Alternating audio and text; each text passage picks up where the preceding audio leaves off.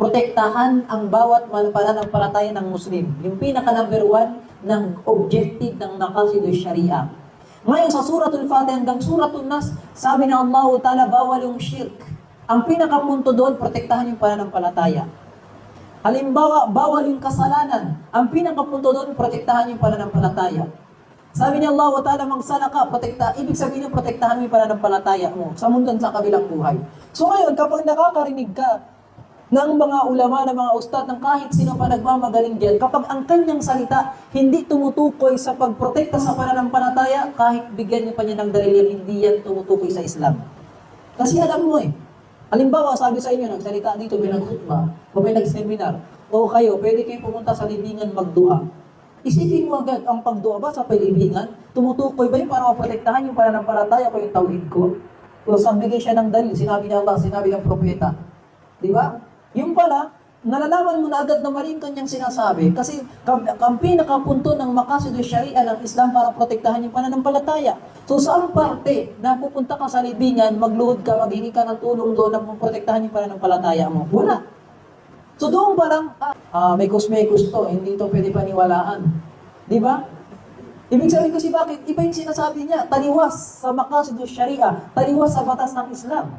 Kahit sabihin pa niya, sinabi ng Allah, si Ibn Propeta, kasi dapat umiikot lang yan sa pagprotektahan yung pananampalataya ng isang tao.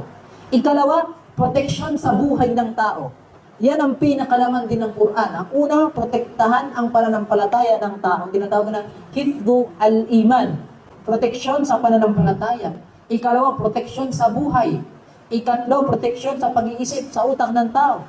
Ikaapat, sa community, sa pamilya. Ikalima, proteksyon sa kayamanan. Itong limang to, ito lang yung Maqasid Sharia na iniikot ng Quran. Pati yung sunna ng Rasulullah. Basahin mo yung Quran ng baliktaran. Sabi niya Allah Ta'ala, bawal ka magnakaw. Anong pinupunto niya? Protektahan yung kayamanan. Sabi ng Allah Ta'ala, bawal ka magzina. Protektahan, ibig sabihin yung komunidad, yung pamilya. Yun ang punto nun. Kasi para hindi ka makasira sa pamilya.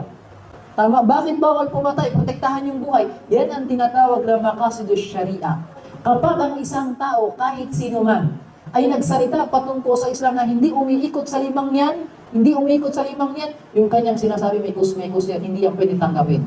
Kasi dyan lang umiikot yung Maqasid Sharia, mag-aral ka ng buong madrasa, ng tawhid, ng fiqh, ng hadith, ng tafsir, lahat yan, dyan lang dapat umiikot sa limang yan. So yung isang tao kapag hindi niya naintindihan yung konsepto ng Maqasid Sharia, hinahihirapan siya unawain yung Islam. At tatama rin siya sa lahat ng bagay, higit sa lahat hindi siya marunong magdesisyon sa buhay niya. Paano nakikilala ng mga tao yung isang tao magaling siya, umatino siya? Di ba kapag marunong siya magdesisyon, kapag marunong siya magsalita, nababalansa niya lahat ng mga bagay sa buhay niya? Di ba? So doon yun sa pagitan ng pag-aaral ng Maqasid Sharia. At sa pagitan ng balanse sa lahat ng mga bagay.